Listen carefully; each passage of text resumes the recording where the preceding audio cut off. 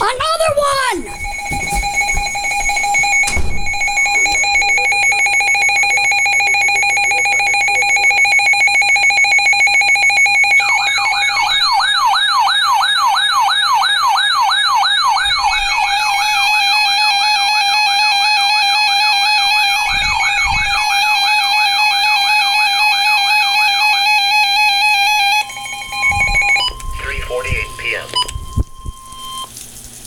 I gotta listen to this.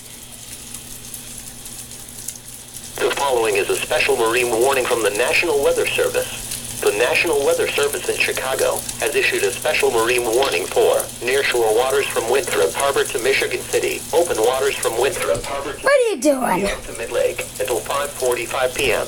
At 3:48 p.m., Doppler radar indicated a line of thunderstorms capable of producing dangerous winds in excess of 50 knots from 12 nautical miles Oh, to 30 crap. nautical miles southwest. Here's the thunder. Northeast at 30 knots.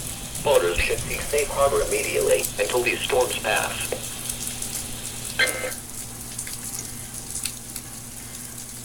I'm not gonna be surprised if I get a flash flood warning.